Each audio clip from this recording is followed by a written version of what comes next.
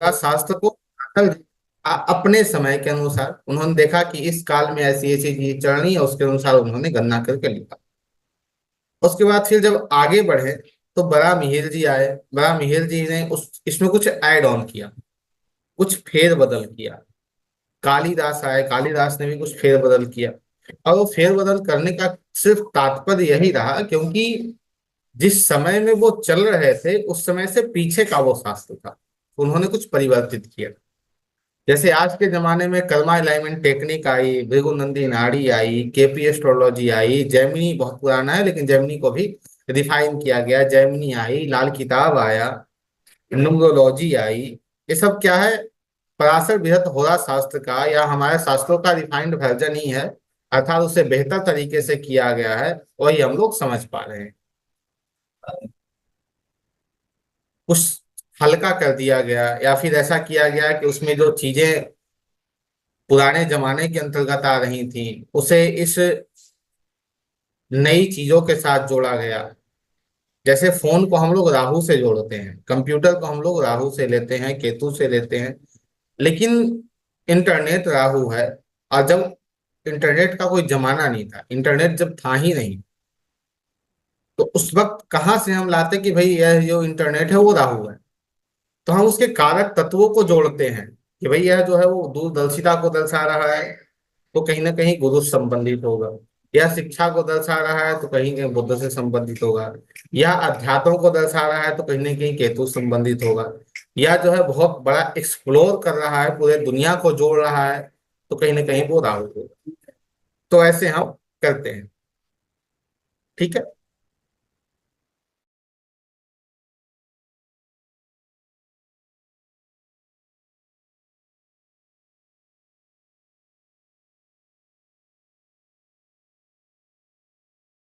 ठीक है। तो नक्षत्र जो है, पहले जो ज्योतिष हम करते थे, हम लोग करते थे, वो नक्षत्र पे ही आधारित था, नक्षत्र पे ही हम कार्य कर रहे होते थे। जैसे जब पहले ज्योतिष किया जाता था तो लग्न नहीं होता था, 12 राशियां नहीं होती थी, 27 नक्षत्र के अनुसार ही इसे व्यवस्थित किया जाता था। जब आप पढ़ेंगे जैसे नारद पुराण है, गरुड़ पुराण है, भविष्य पुराण है, इसमें बहुत अच्छे नक्षत्रों की व्याख्या की गई है। जब दशरथ जी मृत्यु तुल्य कष्ट उन्हें प्राप्त हो रहा था, तो उस वक्त वाल्मीकि रामायण में वर्णन है कि दशरथ जी ने स्वयं कहा है कि मेरे कुंडली के अंतर्गत अंगारक अर्थात मंगल, मंगल जो है वह भी इस नक्षत्र में गोचर कर रहे हैं, इस कारण हमारी ये परेशानियां जो है बड़ी हुई हैं। अर्थात उनके कहने का तात्पर्य था कि मेरा जो लग्न है वो नक्षत्र से आधारित हो रहा है और उसी में मंगल गोचर कर रहे हैं, इस कारण मैं पीड़ा में आ रहा हूँ, मैं कष्ट में आ रहा हूँ। जब आप पढ़ेंगे अभिमन्यु के बारे में, जब आप महाभारत को पढ़ेंगे तो उसमें भी आपको मिलेगा नक्षत्रों का बहुत बड़ा महत्व। कर्ण की मृत्यु के बारे में पढ़ेंगे तो उसमें भी आपको मिलेगा नक्षत्र का बहुत बड़ा महत्व। अर्थात नक्षत्र जो है वो बहुत आदिकाल से चलता आ रहा है। नक्षत्र की जब गणना लोगों से कठिन होने लगी तो पराशर ऋषि ने इसे शॉर्ट टर्म में करते हुए क्या कर दिया, इसे 12 राशियों पे आधारित कर दी गई। जैसे एक भाचक्र है जिसे जॉडिक कहते हैं, यह 360 डिग्री का होता है। इस पे ही वास्तु है, इस पे ही ज्योतिष है। जब 360 को हम 30 डिग्री से विभाजन करते हैं तो हमें 12 भाग प्राप्त होते हैं इसके। और उसी को जब हम 27 से करते हैं तो 13.20 डिग्री हमें प्राप्त होता है। और यह जो 13.20 डिग्री हमें प्राप्त होता है वह एक नक्षत्र है।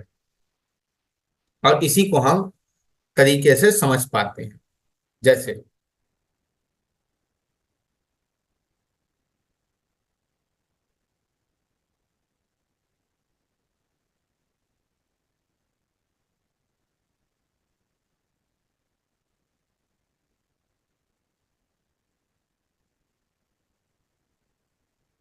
एक स्क्रीन में आपके सामने रख रहा हूं, वो आप देख पाएंगे और समझ पाएंगे।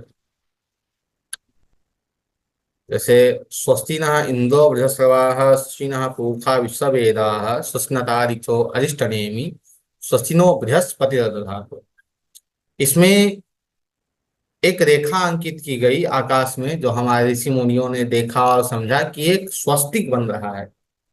जैसे मघा नक्षत्र से आप ऊपर बढ़ते हैं 14 डिग्री, वहां फिर नीचे आप दक्षिण की ओर बढ़ते हैं 14 डिग्री, पश्चिम की ओर बढ़ते हैं 14 डिग्री, नीचे बढ़ते हैं 14 डिग्री, तो इस प्रकार एक आकृति बनती है जिसे स्वस्तिक कहते हैं। आज हम लोग किस नाम से जानते हैं? स्वस्तिक के नाम से जानते हैं। उसी की परिकल्पना के साथ स्वस्तिक का निर्माण हुआ, और इसीलिए नक्षत्रों को मंगलप्रद कहा गया। अर्थात ये जो नक्षत्र है वो मंगलप्रद है। आप देख रहे होंगे सामने में है, एक से लेके टोटल 27 नक्षत्र हैं।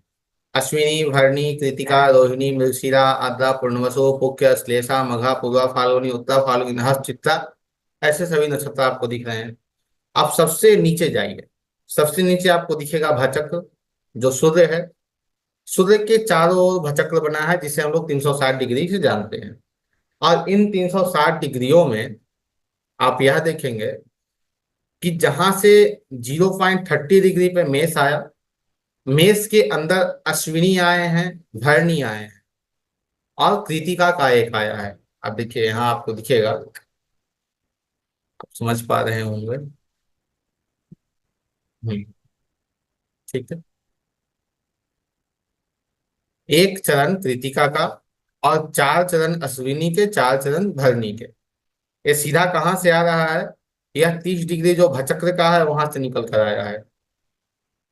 अभी जो 4 4 है, अर्थात अश्विनी के 4 चरण, भरणी के 4 चरण और कृतिका के 1 चरण, इससे बनकर इस चार, ये 9 चरणों से बनकर दो नक्षत्र, 1 चरण से बनकर मेष राशि बनता है, और मेष से ही मंगल आए।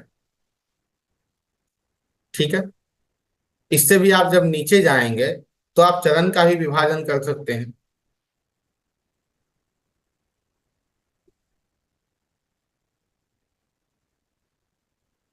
ठीक है।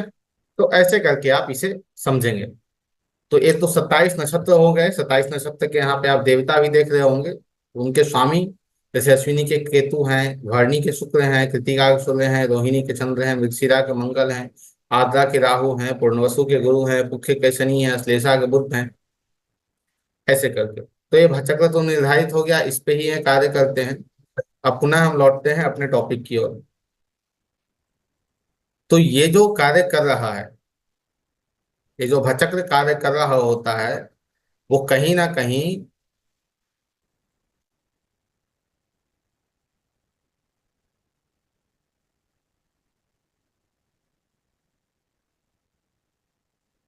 ये ग्रहों से, और जब इसके बारे में आप नारद पुराण या अन्य पुराणों को पढ़ेंगे तो इसमें यह स्पष्ट करता है कि जो 27 नक्षत्र हैं वो चंद्रमा के पति हैं, माफ कीजिए, चंद्रमा की पत्नियां हैं।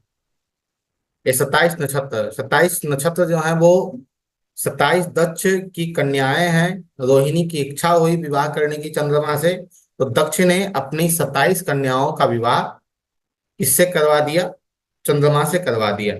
इसे एक और नाम से जाना जाता है, इसे जाना जाता है चंद्र भ्रमण मार्ग से। अर्थात चंद्रमा यहाँ भ्रमण करते हैं, इसलिए इसे चंद्र भ्रमण मार्ग कहा गया। इनमें वो नित्य गोचर करते हैं।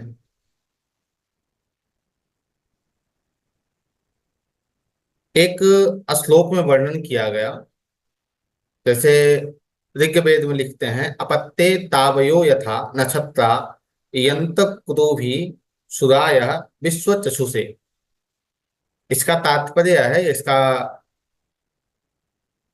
कि जब भगवान सूर्य सूर्योदय में आते हैं तो चंद्र और चंद्रमा के साथ सभी नक्षत्र वैसे ही लोप हो जाते हैं, वैसे ही छिप जाते हैं, जैसे सिपाही के आने से चोर छिप जाता है। अब इसे हम इसलिए आपके सामने रख रहे हैं कि यजुर्वेद भी इसके बारे में स्पष्ट कर रहा है कि नक्षत्र हैं। पुनः यजुर्वेद में एक श्लोक आता है, वो कहते हैं, अथो नक्षत्राणां मेघा मुखस्थते सोमा आहिता। सोम जो है वो चंद्रमा का नाम। और यहाँ पे मेघा जो शब्द लिया गया है वो 4 5 नक्षत्रों को लेकर, जैसे पुख नक्षत्र है, चित्ता नक्षत्र है, रेवती है, मघा है, पूर्वा फाल्गुनी है, इन सभी के यहाँ पे नाम वर्णन किए गए हैं। ये जो उपनिषद आप पढ़ेंगे, तो उपनिषद में तैत्तिरीय एक उपनिषद है। इस उपनिषद में भी नक्षत्रों का वर्णन किया गया है। उसमें कहते हैं तैत्तिरीय कि देव गृहा वै नक्षत्राणि यह एवं वेद गृहवे भवति ही। अर्थात यह जो नक्षत्र हैं वो देवताओं के गृह हैं, और जो देवताओं के घर हैं, गृह हैं, वो 27 अलग अलग देवता हैं, जिसका वर्णन हम आगे 27 नक्षत्रों के जो अलग अलग देवता हैं उस पर बात करेंगे, उसके बारे में कहता। पुनः कहते हैं बृहति यह सुमृतम विभवति, अर्थात बृहस्पति यह सुवृतम विभवति, यह भी ऋग्वेद में आता है। अब इसका तात्पर्य है कि एक बार बृहस्पति अर्थात गुरु की इच्छा हुई कि मैं ब्रह्म तेज को प्राप्त करूं, ब्रह्म तेज हमारे अंदर चला है, उनकी प्रबल इच्छा है। उन्होंने यह किया कि भाई जब ब्रह्म तेज मुझे प्राप्त करना ही है, तो ऐसा करते हैं हम कि पुख नक्षत्र के दिन दूध से बना हुआ खीर हम पुख नक्षत्र को आहुति में प्रदान करते हैं। तो उन्होंने पुख नक्षत्र के दिन दूध से बना खीर पुख नक्षत्र को दिया, उससे आहुति उन्होंने दी, जिससे उनका एक और नाम रखा गया जिसे कहते हैं हम ब्रह्मवर्चसी। ब्रह्मवर्चसी का मतलब क्या है? जो व्यक्ति अपनी संकल्प मात्र से अपने मनोरथों को पूर्ण कर सके, जिस व्यक्ति को अपनी वाणी पे संयम हो। जैसे नवम भाव को हम लोग मानते हैं क्या बृहस्पति का घर है, दूसरे से वो आठवां होता है। आपकी वाणी संयमित है या नहीं है वो भाव आपका बता देगा। वचन का पालन, चरित्र की उच्चता और मनोबल, यह सभी कहाँ से आता है? ब्रह्म वर्चस्व से ही प्राप्त होता है। या हम यह कह सकते हैं यूटिलाइजेशन को लेकर कि यदि ऐसा कोई व्यक्ति है जो पुख नक्षत्र को और गुरु के जो गुण, गुरु के जो गुण हैं, जो गुण हैं उनका यदि पालन करता है, तो निश्चित ही वह व्यक्ति ब्रह्म वर्चस्वी हो जाएगा। ब्रह्म वर्चस्वी अर्थात क्या हो जाएगा? उसमें तेज आ जाएंगे, वो गुणी हो जाएगा, वो श्रेष्ठ हो जाएगा, ऐश्वर्य की प्राप्ति उसे हो जाएगी। पुनः यजुर्वेद में एक मंत्र मिलता है, पूरे मंत्र हम आपके सामने नहीं रख रहे हैं। उसमें आता है स चंदो नक्षत्रा नाम अधिपति, स चंदो नक्षत्रा नाम अधिपति। अर्थात सभी नक्षत्रों के अधिपति कौन है? पति कौन है? चंद्रमा है।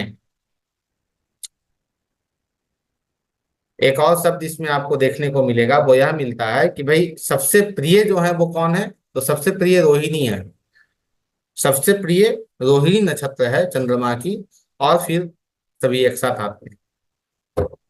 तो जब किसी भी चीज को हम पढ़ रहे होते हैं, कुछ को भी पढ़ रहे होते हैं, तो उसमें सबसे महत्वपूर्ण यह होता है कि उसके महत्व को समझना, महत्व अर्थात उसके फल को समझना। क्योंकि जब तक हमें उसके फल की कोई जानकारी नहीं होती है, तब तक ना हम उसे समझ पाते हैं, ना उसे हम समझना चाहते हैं। जैसे आपको पता है कि आप 30 दिन काम करेंगे तो 31वें दिन आपके अकाउंट में क्रेडिट कर दिया जाएगा, तो आप उसके लिए कार्य करते हैं क्योंकि आपको पता है फल मिलेगा। तो वैसे ही यह जो 27 नक्षत्र हैं, यह आपको क्या क्या दे सकते हैं उसके बारे में एक बार आपसे बात कर रहे हैं। जैसे अश्विनी नक्षत्र है, तो अश्विनी नक्षत्र में किसी भी कार्य को आप कर रहे हैं तो वो कार्य आपको ऐश्वर्य प्रदान कराता है। ऐश्वर्य क्या है? जिसे हम आज के जमाने में कहते हैं कि भाई यश की प्राप्ति होना, यश की प्रेम गुरुजी। प्राप्ति होना, ठीक है। तो वो ऐश्वर्य है। तो अश्विनी नक्षत्र में यदि आप किसी भी कार्य को कर रहे हैं तो ऐश्वर्य की प्राप्ति कराता है। आप फेम भी बिल्कुल आप सही कर रहे हैं। भरणी, भरणी हमें वैभव देता है। भरणी हमें वैभव देता है, वैभव अर्थात भोग विलासता देता है, जिसे हम आज के जमाने में कहते हैं वो क्या है, चतुर्थ भाव को क्या कहते हैं हम लोग? लग्जरी, कंफर्ट, ये सारी चीजें भरणी आपको देगा। अब इसे यूटिलाइजेशन के तौर पे समझिए, ना कि समझिए कि भरणी आपको देगा। जैसे अश्विनी में किसी भी कार्य को करेंगे तो उससे आपको फेम मिलेगा, भरणी में किसी भी कार्य को करेंगे उससे आपको वैभव मिलेगा, लग्जरी कंफर्ट मिल जाएगी आपको। अब अश्विनी मान लीजिए किसी का केतु है, अश्विनी में मान लीजिए किसी का शनि आ रहा है, तो क्या करेगा, वो शनि उसे फेम दिला देगा। भरणी में किसी का बुध आ रहा है, तो बुध उसे क्या दिला देगा, वैभव दिला देगा। कृतिका, कृतिका सुख को देता है। कृतिका और रोहिणी क्या है, सुखप्रद है, सुख को प्रदान करते हैं, और सुख जो है वो वैभव ऐश्वर्य से कहीं ऊपर है। क्यों? क्योंकि ऐश्वर्य तो सिर्फ आपको फेम दे रहा है, वैभव आपको सिर्फ कंफर्ट दे रहा है, लग्जरी, लेकिन सुख जो है वो सर्व तरीके से, वो कहते हैं ना, निर्धन कहे धनवान सुखी, धनवान कहे सुख राजा को भारी, राजा कहे चक्रवर्ती सुखी, चक्रवर्ती कहे सुख इंद्र को भारी, इंद्र कहे श्री राम सुखी, श्री राम कहे सुख संतन को भारी। अब वो कैसे संत को है, संतोष में ही सुख है। तो कृतिका रोहिणी जो नक्षत्र है वो आपको वो प्रदान कराता है। मृगशिरा हर तरीके से आपके लिए अच्छा नक्षत्र है, अर्थात मृगशिरा नक्षत्र में कोई भी ग्रह आपका बैठा हो, तो वो ग्रह आपको हर तरीके से, एक शब्द होता है कल्याण, जिसे हम पूर्ण तरीके से समझेंगे तो सत्यम शिवम सुंदरम,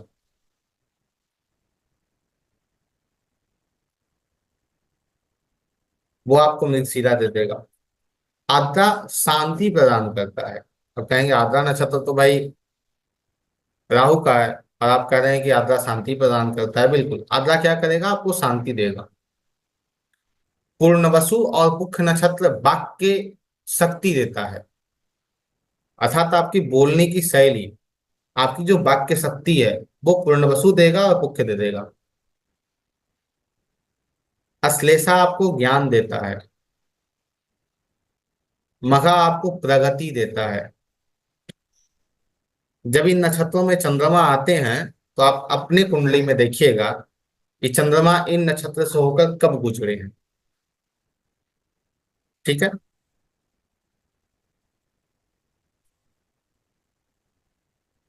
मघा आपको प्रगति देता है। पूर्वा फाल्गुनी आपको पुण्य प्रदान कराता है। उत्तरा फाल्गुनी भी आपको पुण्य प्रदान कराता है। हस्त जो है वो आपके लिए कल्याणकारी है। चित्रा कल्याणकारी है। ये जो चीजें मैं आपके समक्ष रख रहा हूं यह सभी वेद से लिए गए हैं, वेदांग है। अनुराधा, सर्व प्रकार अनुराधा, ज्येष्ठा और मूल, ये तीन नक्षत्र जो हैं वो सभी प्रकार से मंगल है, अर्थात सुखी, सुख को प्रदान करने वाले हैं। हम लोग कहते हैं मांगलिक कार्य हमारे घर में हो रहा है तो वो मंगल है। पूर्वा साढ़ा हमें हर प्रकार से, क्या हम यह कहें कि हमें अन्न प्रदान कराता है। उत्तराषाढ़ हमें बल देता है। अभिजीत हमसे पुण्य कराता है। श्रवण रीति का पालन कराता है। घनिष्ठा रीति का पालन कराता है। शतभिखा जो है वो हमें लग्जरी और कंफर्ट देता है। पूर्वा भाद्रपद सुख नहीं, उससे भी कहीं ऊपर का सुख देता है। और उत्तरा भाद्रपद भी, रेवती ऐश्वर्य देता है, अर्थात रेवती और अश्विनी क्या है, ऐश्वर्य देते हैं। अपने कुंडली में आप जाकर देखिए कि आपने की कुंडली के अंतर्गत कौन सा ग्रह कहाँ कहाँ बैठा है। ठीक है, कौन सा ग्रह कहाँ बैठा है, तो उससे फिर आप बहुत अच्छे से इसे समझ पाएंगे। ठीक है।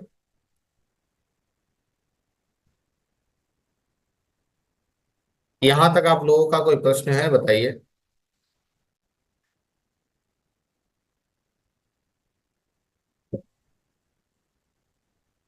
नक्षत्र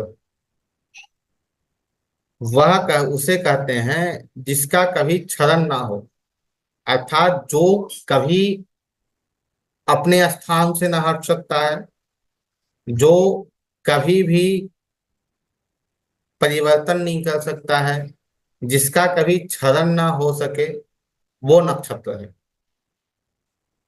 जैसे ध्रुव नक्षत्र होते हैं, ध्रुव संज्ञक नक्षत्र हैं, या अन्य प्रकार के नक्षत्र हैं, वो भी कैसे कार्य कर रहे होते हैं उसके बारे में भी हम समझेंगे।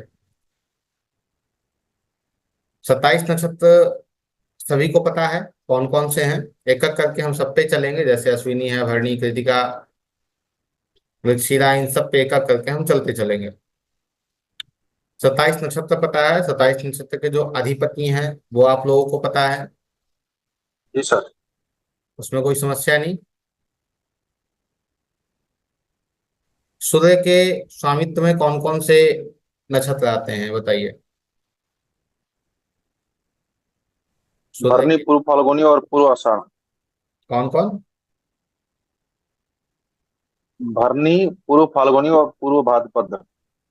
सूर्य के हैं नक्षत्र तीनों। नहीं सर, सॉरी सॉरी, ये कृतिका, कृतिका उत्तर फाल्गुनी और ये शुक्र के हैं सर। वही हम। और मंगल के नक्षत्र क्या क्या है। मंगल के हैं सर मृगशिरा, चित्रा और धनिष्ठा।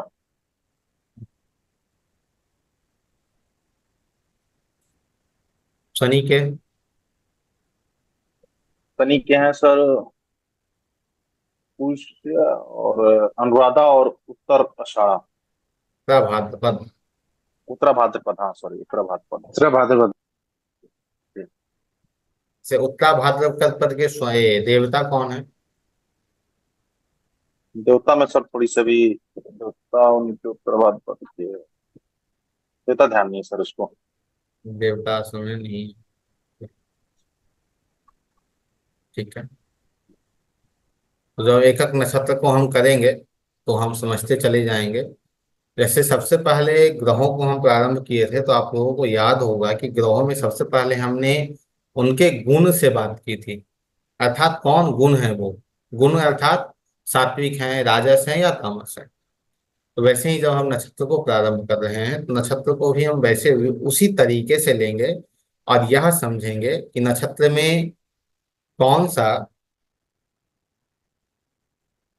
नक्षत्र में कौन कौन से नक्षत्र जो हैं वो सात्विक हैं, कौन कौन से नक्षत्र जो हैं वो तामस है, कौन कौन से नक्षत्र जो हैं वो राजस को प्रतिनिधित्व करते हैं। तो जो सूर्य के नक्षत्र हैं, चंद्र के नक्षत्र हैं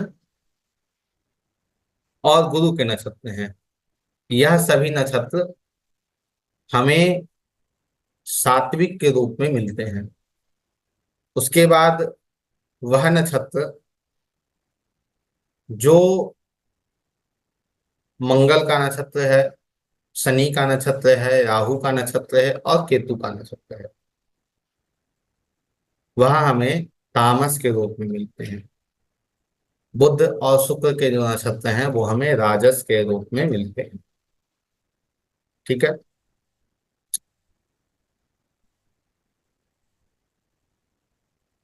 आज का दो टॉपिक हम लेकर चले थे, स्मरण में यदि आप लोगों को हो तो। एक नक्षत्र जो प्रारंभ को दर्शाता है वह, और एक वह जो आज हम डाले थे ग्रुप में कि भाई इस पे चर्चा हम करेंगे। और उस पे चर्चा करने का तात्पर्य है कि हम यह तो समझते हैं कि हमारे कुंडली के अंतर्गत हमारा, हमारे जो गुरु हैं, हमारे जो शिक्षक हैं, हमें शिक्षा कैसी प्राप्त होगी, गुरु का सानिध्य कैसा मिलेगा, ये सारी चीजें हम समझते हैं। लेकिन जब बात आती है हर अलग अलग पर्टिकुलर भाव की, जो हमें समझ में आया और आप लोग समझ समक्ष हम रखना चाह रहे हैं, जैसे कर्म है, ठीक है।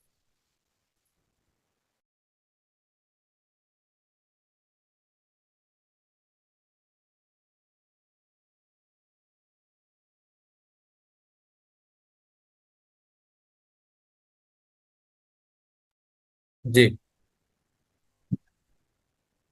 अ, जैसे हमारा कर्म है, ठीक है। तो कर्म के लिए हम किन चीजों को देखेंगे।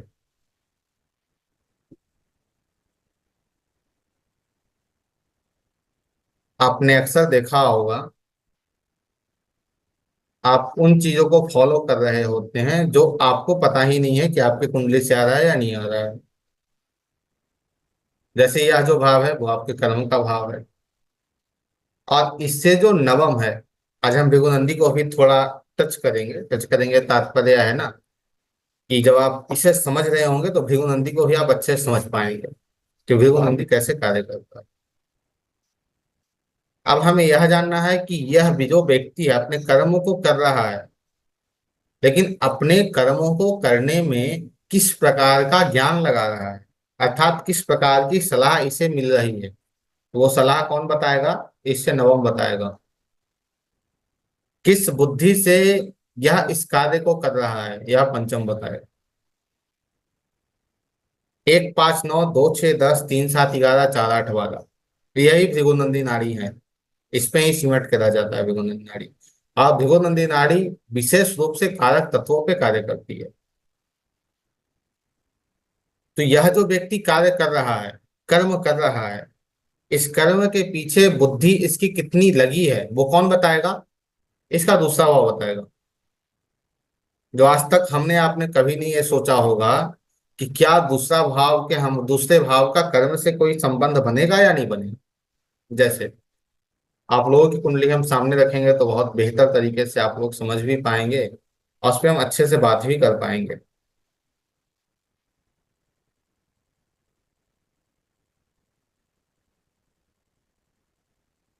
क्योंकि उस व्यक्ति की कुंडली होगी जिसके बारे में मुझे कोई जानकारी नहीं है, जिसके बारे में आपको कोई जानकारी नहीं है, और फिर उस पर कोई बातचीत हो नहीं पाएगी अच्छे से। जैसे ये कुंडली राहुल जी की है, ठीक है। और इनसे इससे जो पंचम भाव है वहां बुद्ध बैठा है, ठीक है। तो अपने प्रोफेशन के अंतर्गत बहुत ही बेहतर तरीके से अपनी बुद्धि का उपयोग ये करते होंगे। राहुल जी, आप जो भी आपका है वो हाँ ना आप चैट में डालते रहेंगे, ठीक है। अब सलाह जो है, जब कर्म में इन्हें सलाह लेने की बात आती होगी तो जाते होंगे किसके पास? अपने बड़े बुजुर्गों के पास, क्योंकि शनि वहां बैठा है। ज्ञान की बात जहां आती होगी कर्म में, एक्सपीरियंस की बात जहां आती होगी कर्म में, वो इसे दर्शाएगा, ठीक है। अब जो दूसरा भाव है, वो दूसरा भाव भी इन चीजों को दर्शा रहा है। जैसे वहां बुद्ध बैठा है, बुद्ध के साथ में और कौन आ रहे हैं? हाँ, तीसरे भाव का स्वामी बुद्ध है और साथ में 12वें का स्वामी बुद्ध, ठीक है। हम दसम को लग्न मानकर चलें तभी वो तीसरे का स्वामी और छठे का स्वामी हो रहा है। अर्थात यह अपनी बुद्धि में कर्म को लेकर बहुत ज्यादा ही इंटरनेट का और अपने छठे भाव का उपयोग करते हो, बहुत ज्यादा। अब जैसे हम बात कर रहे हैं किसी का पंचम भाव है, अब पंचम भाव से वो शिक्षा कैसी ग्रहण करेगा, तो हम तो वहां पंचम भाव को देख लेंगे। लेकिन वो शिक्षा किस प्रकार से ग्रहण करेगा, क्योंकि सबके पढ़ने की, पढ़ाने की, किसी चीज को समझने की शैली अलग अलग है। कोई अलग तरीके से समझ रहा है तो कोई अलग तरीके से समझ रहा है। हम लोग के पास भी होता है कि हम लोग 10 के पास जाते हैं, एक के पास चीजें समझ में आती हैं और चार के पास नहीं आती हैं, या चार के पास आती हैं एक के पास नहीं आती है। तो वो आपको पंचम से पंचम बताएगा, नवम भाव बताएगा। लग्न आपका यह बताएगा कि आप जो शिक्षा ग्रहण करेंगे उसमें किस प्रकार का सलाह, किस प्रकार की चीजों को आप अपने समक्ष रखेंगे। जैसे मान लीजिए दसम भाव से नवम में मंगल बैठा हो, दसम भाव से नवम में मंगल बैठा हो, तो वो किस प्रकार की चीजों को देगा व्यक्ति को, बताइए। नवम भाव क्या नवम में जब मंगल बैठेगा तो क्या करेगा? उसको अपने प्रोफेशनल स्थान पे थोड़ा सा उग्र बना देगा, जल्दीबाजी को लेके वो चला आएगा। और जहां हम बात कर रहे हैं, वो सर एक्टिव भी तो रहेगा, अपने प्रोफेशन में पूरा एक्टिव भी तो रहेगा वो, वरना। बिल्कुल बिल्कुल बिल्कुल। और जहां हम बात कर रहे हैं नवम भाव की, नवम भाव को हम गुरु से देखते हैं, अर्थात वहां कौन है, गुरु हमारा विराजमान है। ठीक है। वो सलाह किन लोगों से लेगा?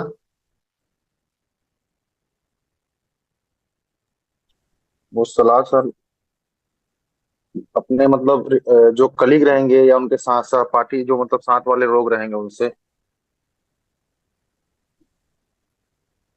व्यक्ति उन लोगों से सलाह लेगा, जो कलीग होंगे सीनियर्स। वो तो ठीक है, और साथ में उन जूनियर्स। लोगों से सलाह होगा जो व्यक्ति जल्दी में कार्य कर रहा है, बहुत ज्यादा एक्टिव है, उससे जाकर पूछेगा भैया क्या करना है। जैसे आपकी कुंडली में राहुल जी, आपके कर्म भाव से पंचम में बुध बैठा है, जी तो आप अपनी बुद्धि का कैसे उपयोग करते हैं अपने कर्म में, वो बताइए। सर, उसका बुद्धि से काम ही है पूरा। बुद्धि से ही काम है, अर्थात बुध वहां बैठा है तो वो अच्छा आपको बैलेंस करके चल रहा है। बिल्कुल सर। और वहां से फिर नवम में शनि आ गया, तो जो पुरानी चीजों को दर्शाता है, और साथ में वह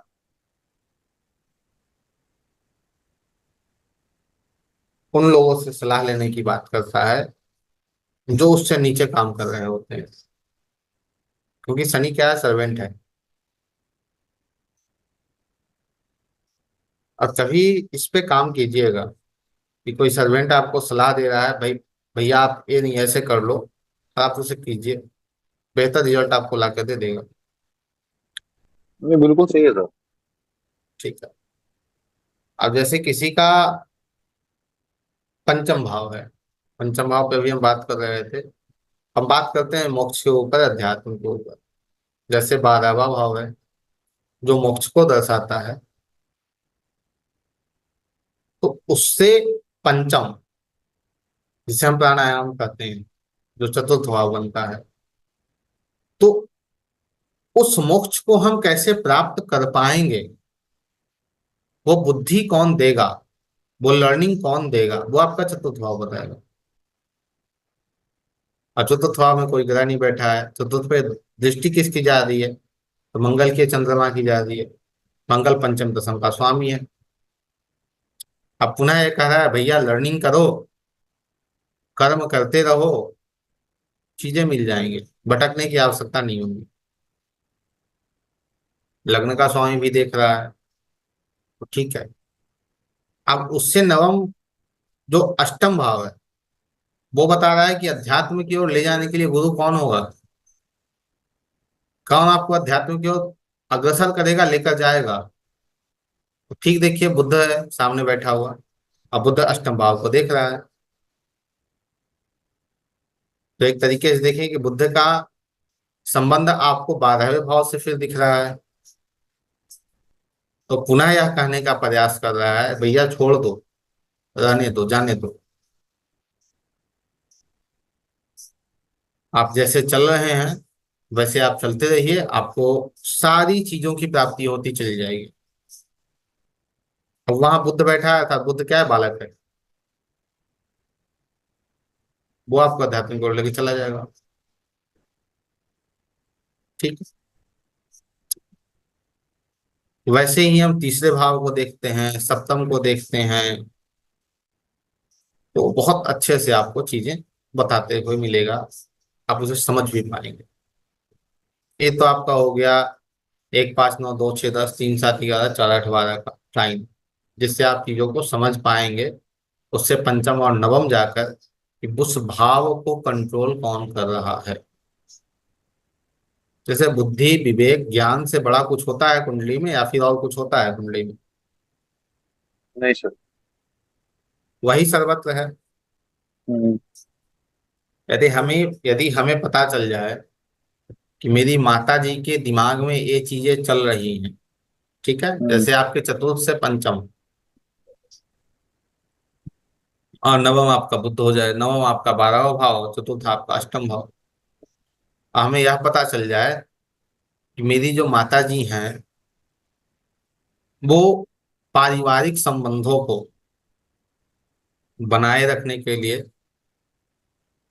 वो कहती हैं भाई यदि कोई मुझे कष्ट भी मिल रहा है, हम आपकी माता की बात कर रहे हैं राहुल जी, कोई कष्ट भी मिल रहा है तो कोई बात नहीं है, कष्ट डालेंगे लेकिन पारिवारिक संबंध ठीक ठाक रहे, बना रहे। ठीक है। जी। और जब हमें ये क्या उनकी बुद्धि बता रही है, वो कौन बता रहा है, अष्टम भाव बता रहा है। और ठीक उससे नवम, वो आ जाएगा माता के लिए सलाह, या माता का सलाह, माता के लिए सलाह आ जाएगा। फिर वो आ जाएगा कि भाई माता के लिए गुरु।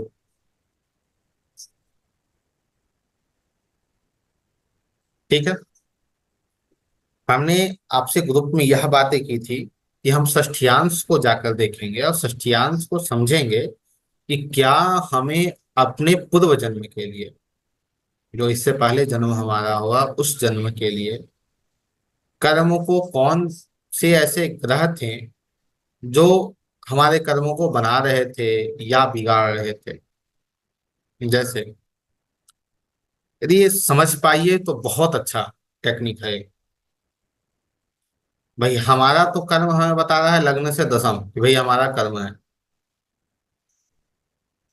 लेकिन हम कर्म को करने के लिए कौन सा ऐसा कर्म करें, कर्म को करने के लिए कौन सा ऐसा कर्म करें जो हमारे कर्म के पद को प्रदर्शित कर सके, उसे बना सके, वो कौन बताएगा, वो सप्तम भाव बताएगा।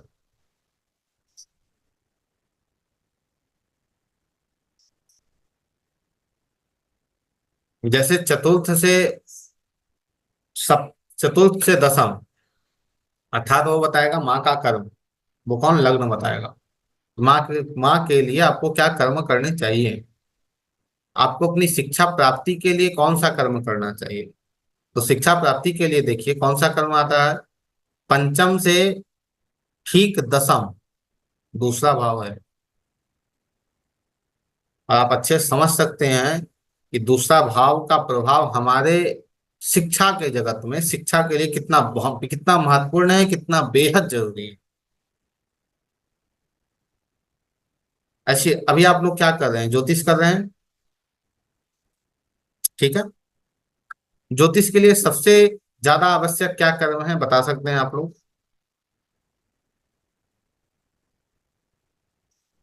बताइए। ज्योतिष को पढ़ने, सीखने या प्रैक्टिस करने के लिए कौन सा ऐसा कर्म है जो कहता है वे कि बहुत महत्वपूर्ण है। पेशेंस। और कुछ। सात्विक रहना। सात्विकता।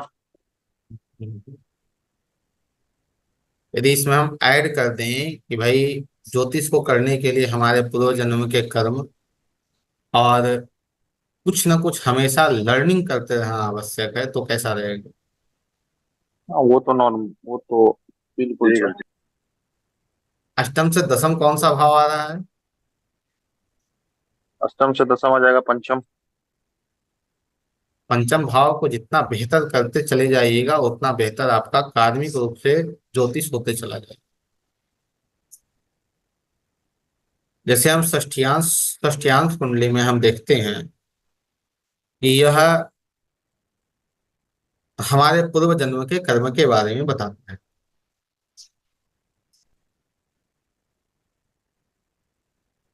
तो पूर्व जन्म के कर्म के बारे में बताता है, तो इससे दसम भाव कौन है, दसम भाव में कौन बैठे हैं, मंगल बैठे हैं, जो हमारे कर्मों को दर्शा रहे हैं, पूर्व जन्म के कर्मों को, अर्थात पूर्व जन्म के जो कर्म रहे हैं वो हम कैसे किए। और इस जन्म में भी आप देखिए कि मंगल ही दसम भाव में बैठा। अब उसके साथ यह देखिए आप कि उस दसम भाव से दसम में कौन गया है, शुक्र और गुरु गए हैं। अर्थात अपने कर्म को बैलेंस करने के लिए, अपने कर्म को कार्मिक साइकिल में व्यवस्थित करने के लिए आपको शुक्र और गुरु का सहारा लेना पड़ेगा। आप यदि उनका सहारा लेते हैं तो निश्चित ही आपका जो प्रोफेशनल जीवन है, जो कर्म है, वो व्यवस्थित रहेगा। जैसे मंगल चंद्रमा आपके बैठे हैं दसम भाव में, एक जल तत्व है, एक अग्नि तत्व है, कॉन्फ्लिक्ट तो होगा ही।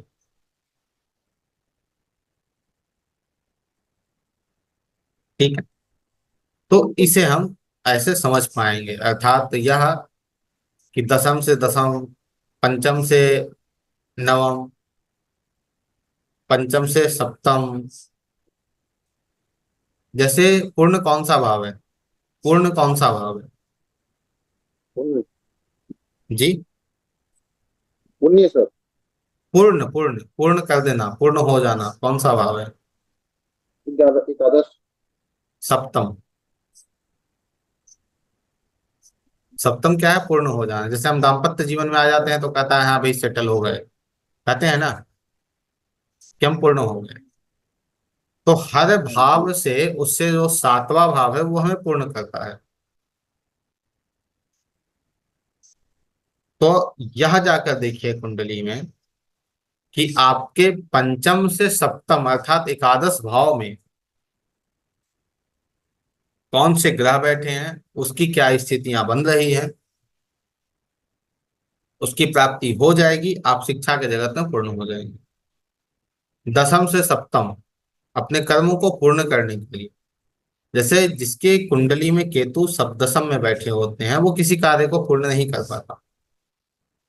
जैसे उदाहरण में हम अपने आप को हर बार रखते हैं कि मेरे कुंडली में दसम भाव से केतु का कहीं ना कहीं संबंध हमें दिखता है। और उसका यह होता है कि कोई भी, जैसे लाल किताब देख लीजिए, अभी तक पूर्ण नहीं हुआ है। स्टार्टिंग बहुत बेहतर हो जाएगी, लेकिन उसका पूर्ण जो है ना, वो बहुत संघर्ष में आ जाएगा। तो उससे ठीक विपरीत यह जाकर देखिए कि पूर्ण वो चीजें को कैसे कर पा रहा है, वो पूर्ण बता देगा। जैसे उस भाव से छठे भाव को जाकर देखिए,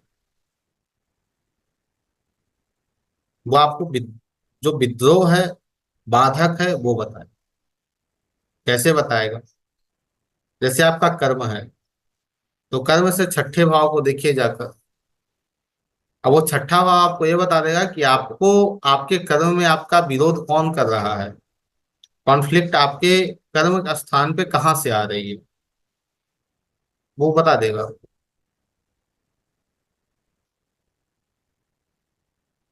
ठीक है। अब यहाँ देखिए, तो यहाँ आपके कुंडली में शनि की 10वीं दृष्टि जा रही है तीसरे भाव पे, जो दसम भाव से छठा हो रहा है। तो यह बता रहा है यह कि आपको समस्या, विरोध कहाँ से आ रही है, आपके कर्म में कोई समस्या आ रही है तो कहाँ से आ रही है, वो आपको स्पष्ट कर दे रहा है। जैसे आठवां पंचम भाव है, तो पंचम भाव आपको ये बता देगा कि आपके कर्म में समस्या क्यों और कहाँ से आ रही है। एक प्रश्न है हमारा आपसे, जैसे आपसे कि सप्तम भाव से अष्टम में बुध बैठे हैं।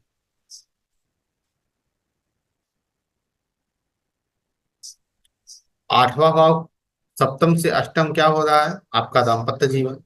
वहां बुध बैठे हैं, और वहां बुध बैठे कैसे हैं? वो नवम के स्वामी होकर बैठे हैं और छठे के स्वामी होकर बैठे हैं। तो वहां नौवा भाव आ गया और साथ में छठा भाव आ गया। वो किन चीजों को आपके सामने रख रहा है? मूल त्रिकोण राशि उसके नवम भाव में है। वो बता रहा है कि दाम्पत्य जीवन का जो भाग्य है वो अष्टम भाव में गया है। अर्थात कुछ हो चाहे नहीं हो, आपका दाम्पत्य जीवन बहुत बेहतर तब हो जाएगा जब आप ज्योतिष को करना प्रारंभ कर देंगे। ज्योतिष को करते करते हर व्यक्ति के जीवन की समस्याएं धीरे धीरे ठीक क्यों होने लगती हैं? भाई यदि किन्हीं के जीवन में समस्याएं हैं तो क्षमा कीजिए, लेकिन हर व्यक्ति जो ज्योतिष कर रहा है उसके जीवन की धीरे धीरे सारी समस्याएं खत्म हो जाती हैं। क्यों हो जाती हैं? हर भाव से उसका अष्टम भाव उसके कष्ट को दर्शाता है, और हर भाव सर से उसका अष्टम जो है वो ज्योतिष आ रहा है। बताइए उससे राहुल पता भी उससे पता भी चल जाता है ना कि कोई फायदा नहीं जो हो रहा है होने में। जी। वो भी है, लेकिन उससे अष्टम भाव उसके कष्ट को दर्शा ही रहा है। ठीक है। जैसे आपकी नौकरी का कष्ट क्या है वो आपको लग्न बता देगा। तो इसे आपके सामने हम रखना चाह रहे थे, और मेरी इच्छा थी कि भाई इसे आपके सामने रखे तो आप समझ पाए।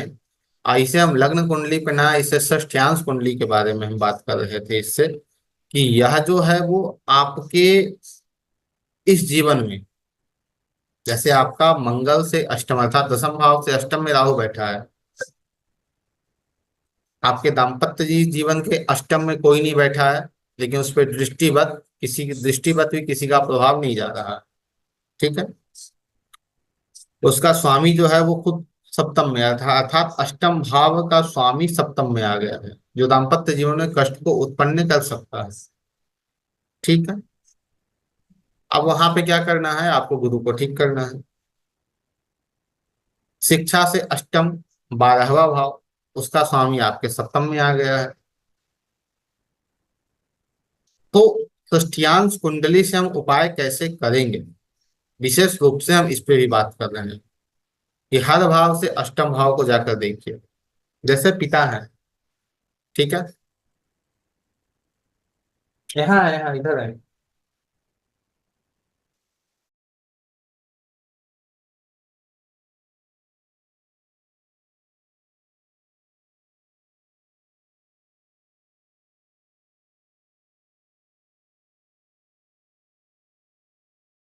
तो ये इन चीजों को दर्शा रहा है।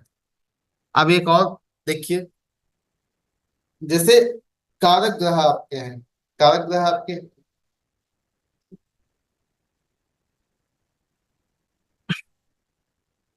अब सूर्य है,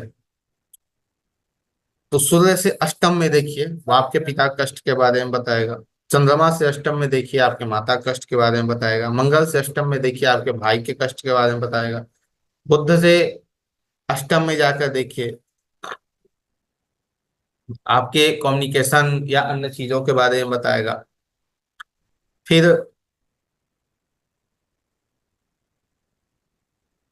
शुक्र से अष्टम में जाकर देखिए, आपके दाम्पत्य जीवन के बारे में बताएगा।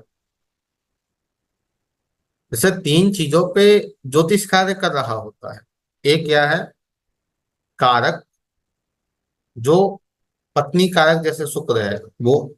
दूसरा सप्तम भाव, और तीसरा सप्तम से सप्तम भाव, और चौथा शुक्र से सप्तम भाव।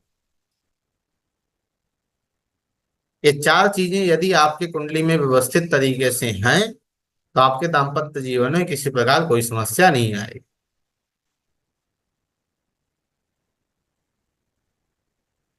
शिक्षा के लिए पंचम भाव, बुद्ध, बुद्ध से पंचम भाव,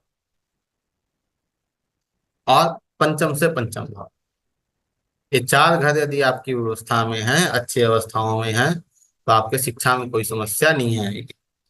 लेकिन आप देखेंगे वो कहीं ना कहीं जाकर वो समस्या क्रिएट कर ही देगा। ठीक है। तो इस तरीके से भी आप इसे समझेंगे। जैसे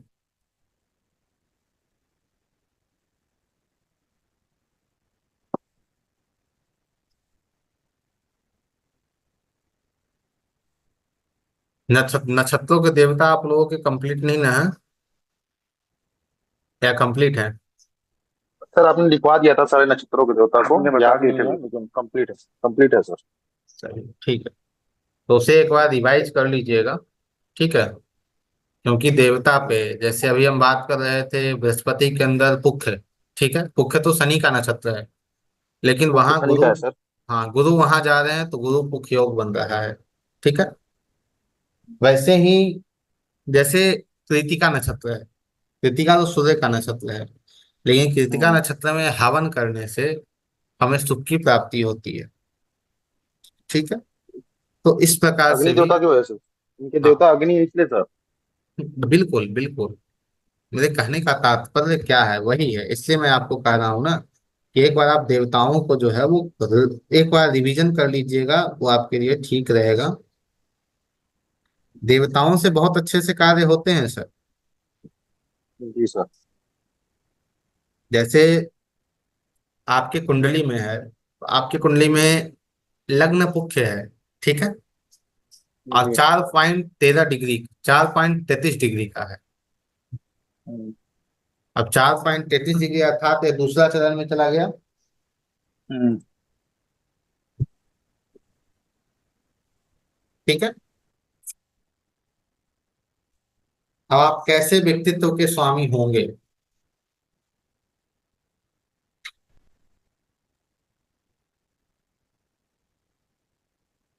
कैसे व्यक्तित्व के स्वामी अर्थात किस ग्रह से आप डोमिनेटेड होंगे, वो आपका चरण बताएगा। और ये चरण कैसे निर्धारित होता है? ये चरण निर्धारित होता है नववांश से। 3.20 डिग्री सर। हाँ जी, पुनः बताइए क्या बोल रहे हो।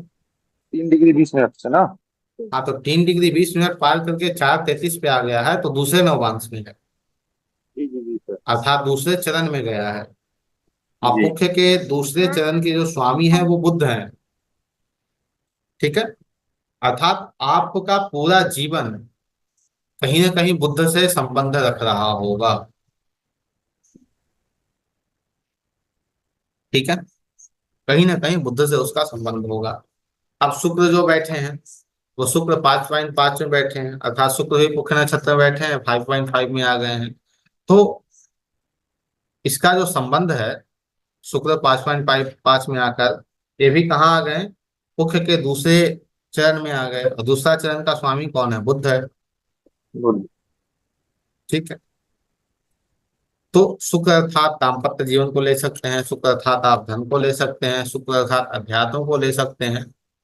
ठीक है।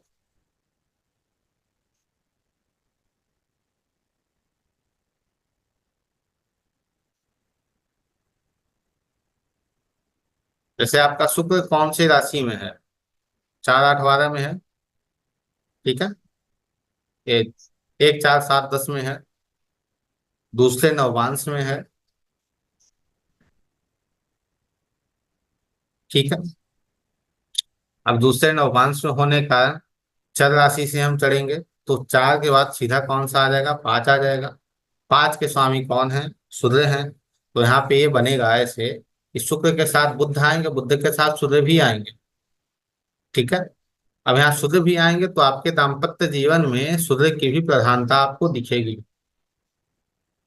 जैसे कहीं आप अकाउंट खुलवाने जाते हैं, उसमें आपसे बहुत सारी चीजें मांगी जाती है। आप जब लोन लेते हैं तो उसमें बहुत सारी चीजें आपसे मांगी जाती है। आप जहाँ काम कर रहे हैं वहां के एक बॉस भी आपके होंगे, तो जो नक्षत्र है वो बॉस के रूप में कार्य करता है।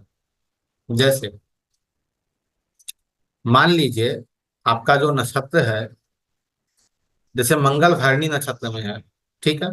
और भरणी का अधिपति शुक्र है। अब शुक्र यहाँ अच्छी अवस्था में होगा, तो आपका जो प्रोफेशन है वो व्यवस्थित होगा। प्रोफेशन क्या होगा? व्यवस्थित होगा। यदि शुक्र अच्छी अवस्था में नहीं है तो यहाँ समस्या आ जाएगी। जैसे आपका मंगल के अंदर शनि चल रहे हैं 12 10 2023 से, जो अभी चल भी रहे हैं। अब शनि किस प्रकार के प्रभाव आपके जीवन में देंगे, उसका निर्णय कौन करेगा? कौन सा नक्षत्र है भाई? पूर्वाषाढ़। पूर्वाषाढ़ा है। ठीक है।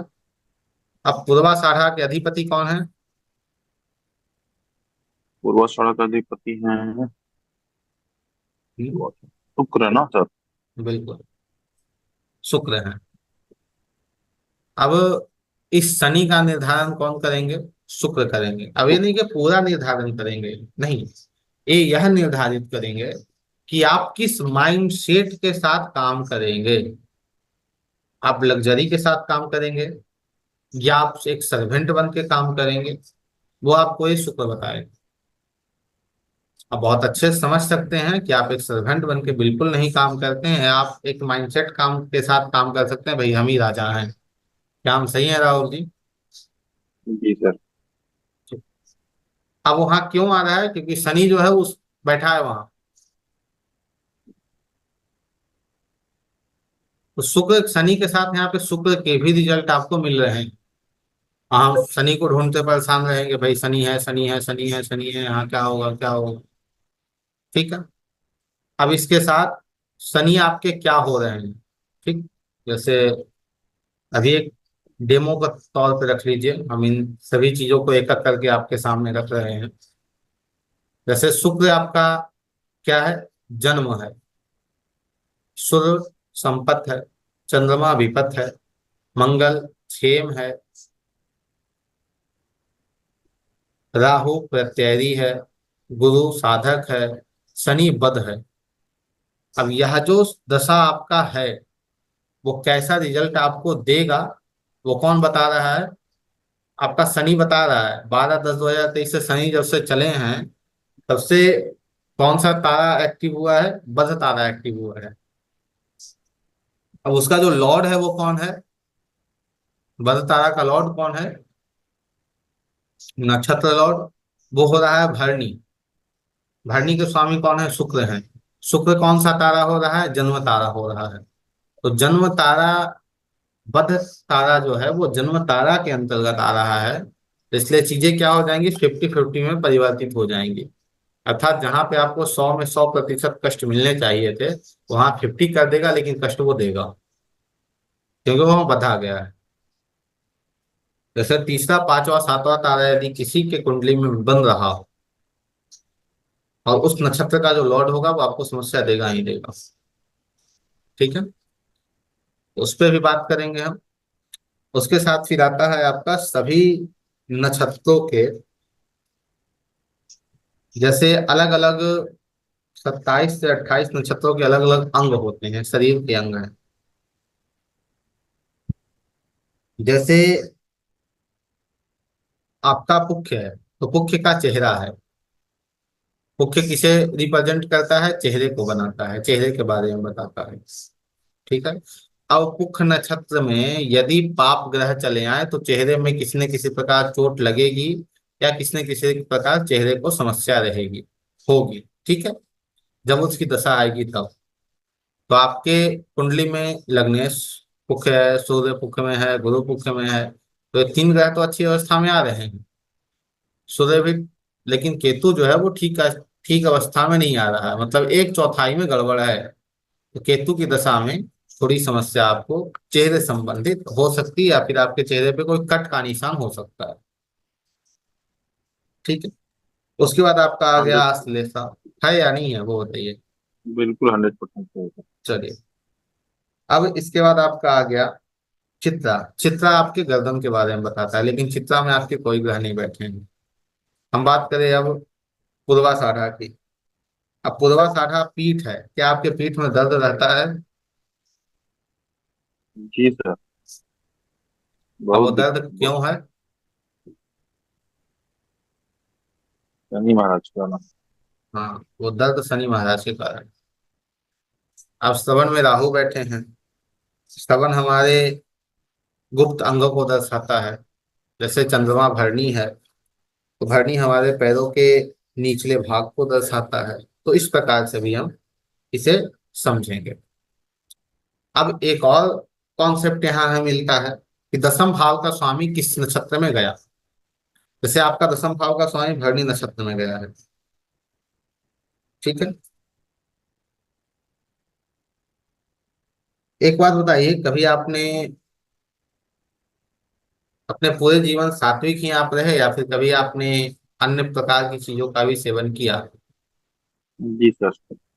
किया। क्योंकि भरणी क्या है? आसक्ति देता है। भरणी गुणहीन भी बना देता है, कि वो समस्या क्रिएट करता है। तो इस प्रकार ही वो काम करेगा। ठीक है। अब इसके साथ में नक्षत्रों में बहुत ही अच्छा एक होता है जिसे नक्षत्र संज्ञक कहते हैं। ठीक है, जो अलग अलग नक्षत्रों पे बात करता है। ये जो नक्षत्र संज्ञक है ना, वो बहुत अच्छे तरीके से काम करते हैं, बहुत अच्छे तरीके। जैसे आपका कोई सामान चोरी हो गया, या आपका कोई सामान जो है वो गुम गया, वो मिलेगा या नहीं मिलेगा, उसके बारे में कौन बताएगा? वो नक्षत्र संज्ञक ही बताएगा। ठीक है। फिर